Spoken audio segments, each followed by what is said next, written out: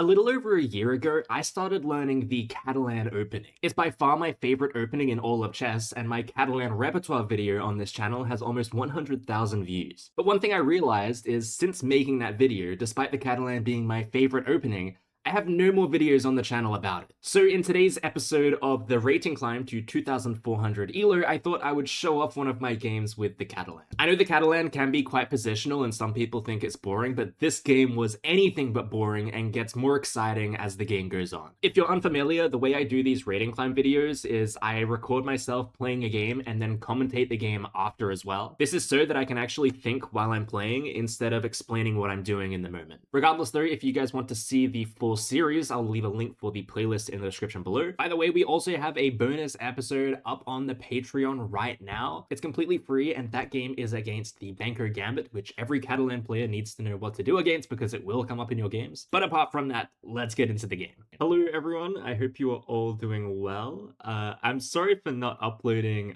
in the rating climb as much as I said I would. My dog passed away a couple of weeks ago, so I've just not really felt too motivated to play chess at all. But I've been on a good streak lately. We've been playing some good chess, and this game is, oh my god, this is one of the best games I've played all year, or one of the most interesting games I've played all year. So we have this today. My opponent played 1e6 against d4, which is the Horowitz defense. Usually I would play the French against this, but lately I've been realizing that I don't really have anything great against the French. So I'm gonna probably do some studying from the white side and see what I can come up with. But for now, I'm just gonna go with a Queen's Gambit declined against e6 because I really do like the Catalan positions. In this position, my opponent kind of threw me off a little bit. I've been studying all of my openings recently, so I'm better than ever at my openings, but he played c6 at a weird time, which made me go for this a4 move, which is slightly wrong. It's still fine, and my opponent doesn't find the correct refutation. They instead play knight a6, which is just a weird move. Now, I plan on making a full video on how I'm studying my openings pretty soon, but right now, most of the studying that I actually do comes from the sponsor of today's video, ChessMind. I recently made a video of me reaching 2300 ELO with the ChessMind French defense course made by Grandmaster Maurizio Flores, and it only took me 30 days to master. The courses are relatively easy to complete. They aim to teach you the overall plans of the opening as opposed to memorizing hundreds of lines, and on top of this, they also have these new personalized daily lessons which are uniquely tailored to you based on factors like your play on chess.com or Lichess. There are so many more cool features on the platform that I'll let you guys explore for yourself, and for any traditional chess learners, they also have a variety of ebooks accessible too. I'll put the pricing on screen right now because it's honestly such good value for money. You guys can also use my code JACKSUCK for an extra 20% off your subscription. If anyone wants a tip for playing against the Catalan, Black does not have the right to play slow moves. My opponent plays a second slow move here in a second. White, in the Catalan, White is the one that can play slow. Black cannot. Black has to get that bishop out, get castled, fix their problems as soon as possible, and then the middle game, maybe you can play slow. The opening, you cannot play slow as the black side, or you'll just end up with a worse position. So I played Queen c2 here. There's a second tip about the Catalan. Don't play bishop d6. That's another bad move. You never want to play bishop d6 in the Catalan because White wants to play e4, so don't give it to them with tempo. e4 now threatens e5, forking the two pieces, so you should never do that. e4 right now is wrong, because knight b4 is a decent move. Of course, if your queen takes the c4 pawn, the knight can now take your e4 pawn. So you don't really want to play e4 yet, you want to prepare it. Yeah, we're getting into this first half of this game is just regular kind of Catalan stuff, and then as the game goes on, it gets so much crazier. I can't wait until, and the analysis at the end is really good as well. It's such a cool game overall. I absolutely had to show you guys. Right now in this game, my ELO is 2210. Right now it's 2230, so I've gained a little bit of ELO since last episode. I've decided that I'm just giving up on counting how many wins and losses and draws I've gotten because like I just play too much to really keep track. But yeah, I play knight bd2 and my opponent castles, and now I'm preparing e4. Maybe I should have thought on it a little bit longer, but I've been trying to play quicker lately. I've been getting into a lot of great positions, but with no time. So I've been mindful of that. E4 is also I have a feeling it's wrong. Um, of course, you guys will see the analysis later, but E4, I just feel like knight. I maybe underestimated how good knight B4 was in this position. Uh, so my opponent doesn't play correctly with bishop e7, kind of lets me off the hook a little bit, but knight b4 there would have been really annoying. Knight b4, queen takes c4, and maybe just a5, and there's just no getting rid of that knight on b4. And we'll see throughout this game, the knight on b4 does become a little bit of an issue anyway, and I have to find some creative move to kind of deal with it. So yeah, knight b4 now. And I'm thinking, okay, the knight obviously wants knight c2 at some stage, is defended by the bishop. But what I'm thinking is the knight doesn't actually have a lot of squares. It came in through one square, and it has to leave through the same square. The only way that black can hold this knight in is by playing a5. So what if I play a5 myself? That's the idea. A5 is such an important move to understand in any d4 repertoire. So if you guys do play d4, excluding like the London and Joe Barber London, I guess, but understanding the power of a4, a5 is so important. And I think most people understand why a4 is a good move. It takes space. It stops them from playing b5. But what does a5 do? A5 often just controls the b6 square and also stops them from playing a5, which at moments can be super, super useful. And also, I don't think we get it in this game, but a4, a5 also does support rook a3 in these kind of positions. So yeah, it's just a cool move. My opponent plays queen c7, which is not feeling like a great move. The problem is my bishop is a little bit stuck. There's a knight in front of it, and the knight can't move because the knight is defending the e4 square. In hindsight, knight e4 was probably a great move because it just defends the e4 pawn in a faster way, a more active way. But I end up going with rook e1, but I'm pretty sure knight e5 would have been slightly better. I think rook e1 is fine. Let's make no mistake, but I think it's just a little bit slow. I have a bad habit of just playing rook e1, thinking that it's a solid move when yes, it's a solid move, but it's not the best move. But in this case, it worked out fine. Knight b3 now. I think rook d8 is also just a little bit too slow. It doesn't do enough in the position. And my whole idea with this position is I know I'm better. In these kind of positions, the light square bishop for black is just so bad. So you can kind of get away with not being up a pawn, but just knowing you're better. So in this position, I wouldn't be surprised if it's like plus 1.5. Even though I'm not up the pawn, I just know that my positional advantage is there. Yeah, in this position, my idea is, okay, I want to play bishop d2 and get rid of that knight, but if bishop d2 does come, they're going to play b5 and kick my queen away, and suddenly I can't really take there anymore. So I kind of switch up my plan, knowing that b5 is kind of annoying. I also briefly looked at a takes b, but then I thought, okay, queen takes, and I don't really see what my follow-up is. So bishop f4 is my idea, which is the best move. Of course, if they try to block, I'm going to take, and play e5, forking the two pieces, recycling that old idea. But what to do if queen b7, the only other move? And I do make a little bit of a mistake here, because there's one dynamic on the board that I don't, and ignore all these calculations. Sometimes I do this where I just calculate lines just to be sure, even if it's a line that's never going to happen. I don't know if that's a good habit or a bad habit, but yeah, I do it anyway. But yeah, queen b7. But there's this little move, bishop a6, that's just so annoying. I just completely underestimated it for so long in this game, and I'm pretty sure there were a couple of scenarios where it should have come back to bite me. Yeah, bishop a6 is kind of that annoying move, and I think I'm making a mistake here, where I play a takes b. Was it here? A takes b? No, a takes b is fine, but then oh no, it's not. A takes b is not great. We'll see the line in a second. By the way, I've started watching a new show. I'm sure like a lot of people also watch it. It's The Mentalist. It is such a good show. It's actually on in the background. That is Patrick Jane. Is that his name, Patrick Jane? It's such a good show. Let me know if you guys watch The Mentalist. It's actually like I'm actually a little bit like addicted to watching it right now. But yeah, we get a takes b, and then I thought, okay, trade off the rooks. And then I get this cool move, rook a1 after. So I thought that because of the bishop seeing the b8 square, I could play rook a1 here, forcing the queen back to b7 so bishop a6 isn't possible. That was my idea. But I didn't realize that after rook a1, they can just play bishop a6 straight away, blocking the attack on the queen because the knight also defends that square. So not amazing, not exactly what I wanted, and rook a1 does allow black to technically equalize, but I mean the position's still difficult. And I also have to remember that now that my rook is not on e1, there is a pawn undefended on e4. So gotta be a little bit careful. And you might be wondering, wait a minute, isn't this game supposed to get really cool?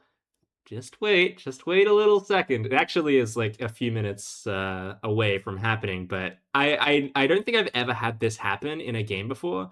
So it's really cool that it did happen. And I know I'm speaking in what's the word? Speaking in not hieroglyphics. What's the word? Speaking in tongues? No, speaking in riddles. I don't know what the phrase is, but you guys know what I mean. I'm speaking in something.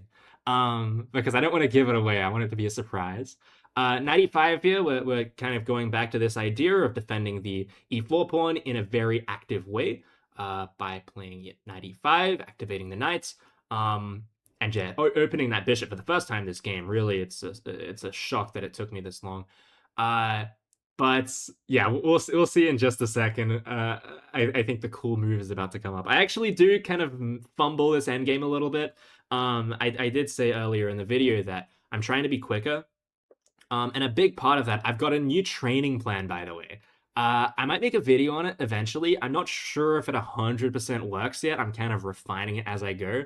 But I kind of realized that I need a good training plan to actually reach my goal here of 2,400 ELO. So I've started doing a very, very specific type of training plan, and I'll let you guys know if it works. It's working so far. I've gained a little bit of ELO since the last episode, or since I started. I think I've gained 20 ELO since I started using it, but that might just be a red herring. You never know. So they play knight d7 here, and I'm thinking, okay, I can take, and then my idea is going to be bishop d3.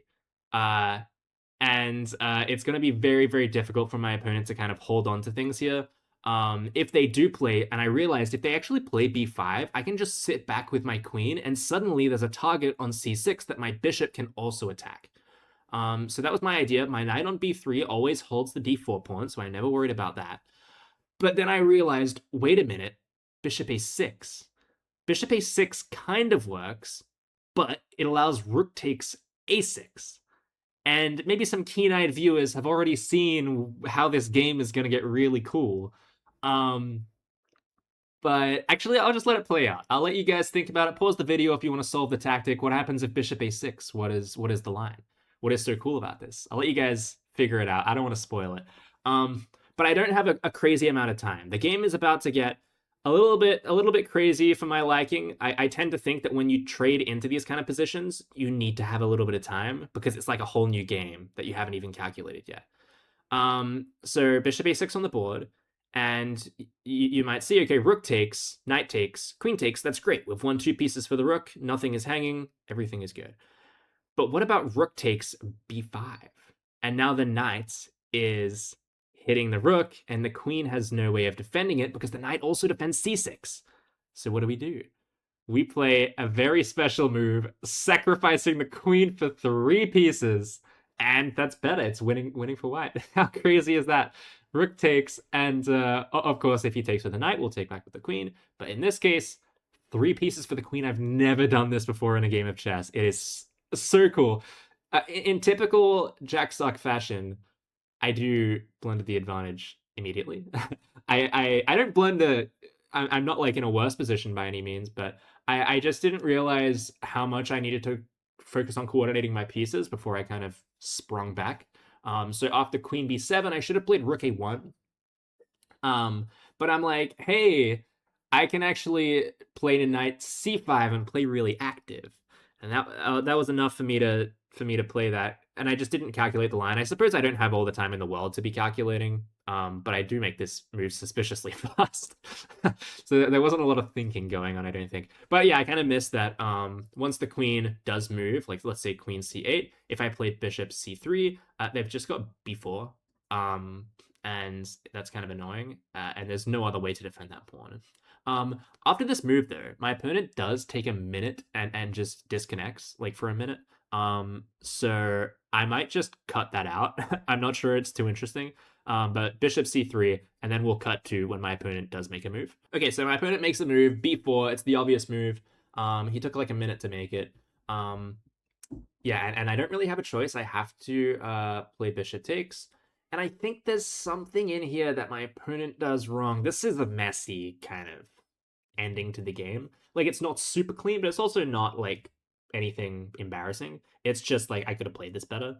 So bishop takes, rook takes, and then bishop c3. And I defend correctly. Like, by now it's equal because I've made the mistake of playing knight c5.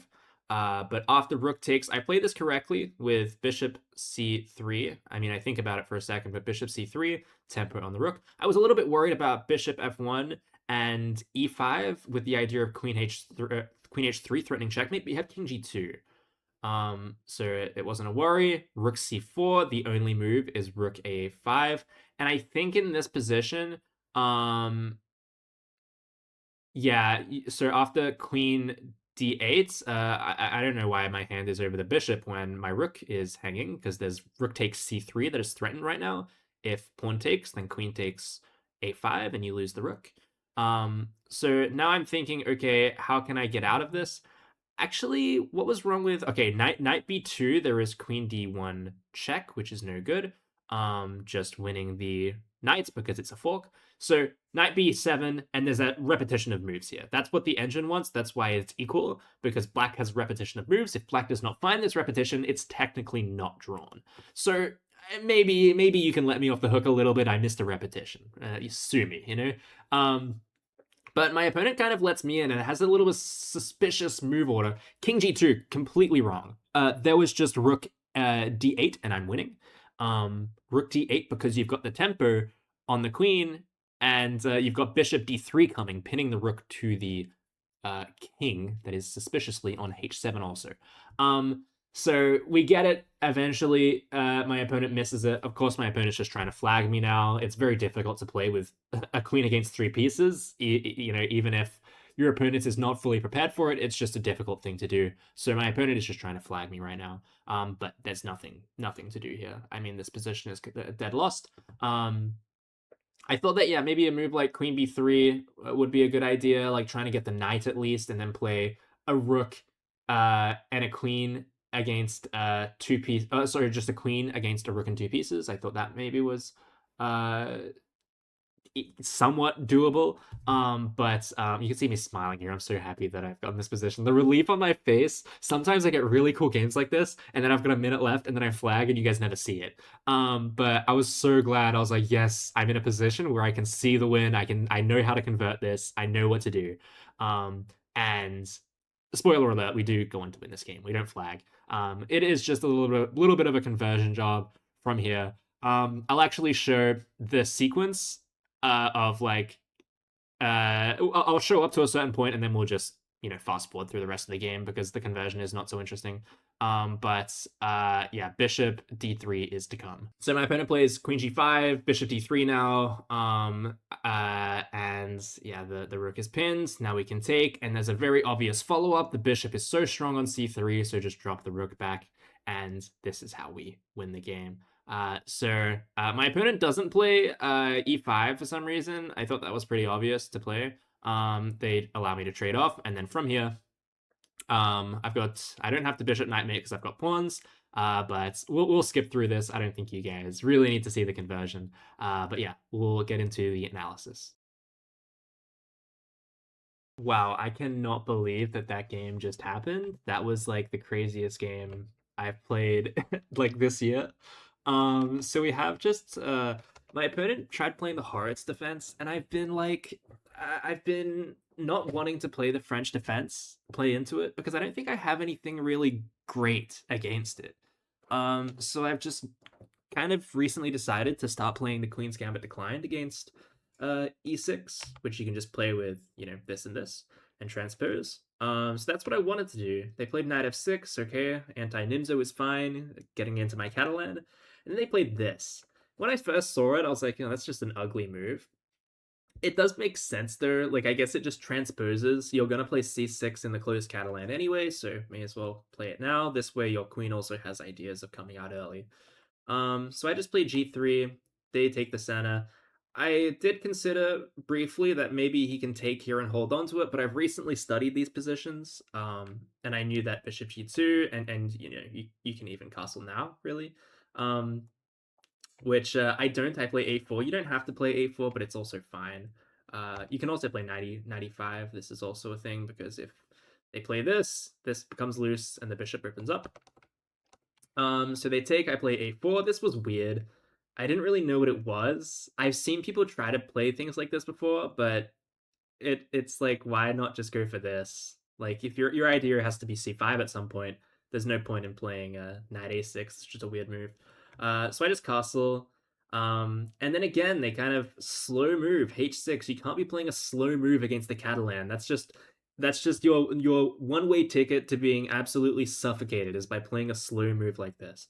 The idea is that, okay, I'm going to come over here and play bishop g5, but this isn't a bad bishop. I can hold on to this bishop for a long time. So h6 is just a bad move. I go queen c7, or queen c2. Knight bd2 also is fine.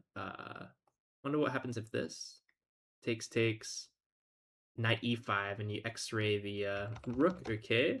So that would have been a little bit more accurate. You never, ever, ever want to play bishop d6. I said this to Tony we played a classical game recently, and he did this. Bishop never wants to be on d6 in any variation of the Catalan, because e4 is going to come. And once e4 comes, you're just immediately susceptible to e5. So the central control comes with the tempo of a fork, which is why you much prefer playing a move like bishop e7, so that my central control does not come with the threat of a fork. In this case, I thought it was a little bit rushed playing this because of knight b4, which I was correct. It's still fine. But yeah, so I play knight d2. b5 apparently here would have been good, but they go for castles, allowing me to have e5, which is wrong, apparently. Why is this wrong? Here and takes? What is the idea? Bishop e7? Apparently it's equal. I don't know about that. I don't understand why this is equal and why other lines aren't. I'm not even going to bother to figure it out. I feel like it's one of those engine lines. But they play bishop e7, takes, and actually does go into it, so maybe we'll find out. Oh my god, and I found a5. I just had a feeling that a5 was best here. It just felt like a move that you play. I've been playing a lot more a5, rook a3s lately in my d4 repertoire.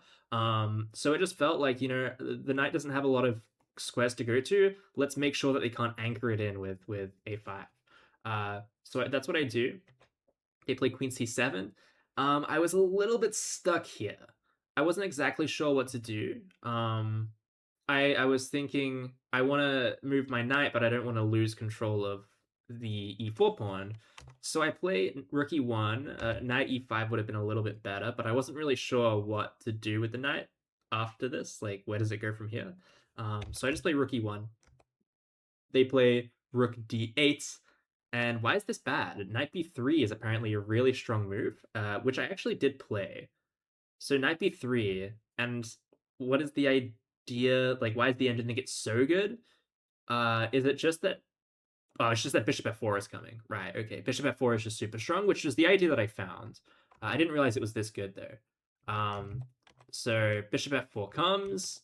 Obviously, you can't go here because you can take on b4. Apparently, that's a better way to do it. I was thinking that maybe you'd want to do this and fork.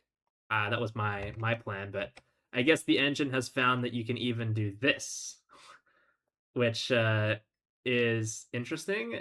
This is hanging, so you go back, takes, and this is just a completely winning endgame. Yeah, I mean, it's very difficult to lose a position like that, but I don't know, that's the complicated way of doing it. Here I take, and apparently that's completely wrong. I wonder why. A takes, I thought rook takes, queen takes, and knight e5 was just really good. But yeah, there's just that bishop a6. It's such an annoying move. I actually didn't play knight a5 straight away, did I? I played rook a1 because I didn't want to play against bishop a6. But I guess they can just play it anyway. Yeah, that's annoying. They can just play it anyway. Okay. So, I mean, I got lucky because they didn't do it. and then I played knight e5, jumping in, trying to target things in the position, knight d7, and then I had the grand plan. I think this is actually a pretty solid plan of taking. I thought bishop takes, and then I thought bishop d2. So this plan does work, and I mean, I know that it looks like this is a thing, but I mean, you can even go to knight c5 straight away, or I was thinking rook c or knight c1, and then jumping into c5 with the knight later. But queen takes is apparently a little bit better. Bishop d2 is followed up by, what should it be followed up by? c5. Okay, but this was cool because you can take and sacrifice your queen for 3 pieces. So the game just like went up a notch after like all of this positional play. The game just completely got flipped on its head. Of course, if you take like this is going to be an easy win because I've got 2 pieces for the rook, and the rook is pretty inactive in this game. But takes here, queen takes b4, sacrificing the queen, and then bishop takes, and I've just got 3 pieces for the queen versus, I mean, we've both got a rook. Sometimes in these positions, your pieces are not really working together very well, and it can be difficult to actually play. But in this case, it was okay. So e5 is the correct way to go, and you should be playing like this. Oh wow, you need to even watch out for queen g4, which is a fork of the back rank and the bishop. So you actually need to play rook d6 first in that line. But they play queen here, and I was like, okay, I can probably drop back, but I can also just be very, very forward about it, which is the wrong thing to do. You should be playing, regroup first, which, I mean, I don't really get into many situations like this, so I can't blame myself for not knowing what to do. But I bring the knight in, and then I thought, okay, I just have this. And immediately I blunder the draw because you've got b4 takes, rook takes here, and I thought rook d1, but apparently bishop f1, e5, yeah, king g2, right, and there's just nothing. Okay, so what is the draw? Here, rook c4, I thought rook a5. They played rook d8, I played knight b7, and apparently just queen b8 is a draw, but they tried to go for more, and then they took their rook a8, and I get this. Oh no, I missed it for a turn? Wait, did I really? Oh my god, I missed it for a turn. Yeah, and he went back up trying to get this. Damn, I would have had this. And I still am looking at this, right? Like if you go over here, I mean, knight d6, knight c5, these are good moves too. So I did miss it for a turn. Damn, I didn't even realize. But rook d8 here, and then the idea is pretty obvious from here. I think my opponent even had a chance to like make it a little bit more difficult for me. Like he should have just played this. Like this actually, I've got 51 seconds left. Like you should be finding moves like this to make me work for the win, but doesn't find it. And then from here, it's this is pretty easy conversion. Not much to talk about. But wow, what a game! It's a shame that I didn't play the end game better. But I guess like I just didn't have the time. Like even though my opponent did disconnect for a few seconds, like from this position where I eventually sacrificed it, I've got 3 minutes left on the clock. I don't feel like it's the biggest deal that I misplayed it a little bit, but what a game! What a game! Hopefully this one goes on YouTube. This would be a good kind of landmark for where I'm at right now. I know we haven't had an episode for a little while. Hopefully I explained that during the game. But yeah, really fun game today. I hope you guys all enjoyed. And yeah, I'll see you guys in the next episode.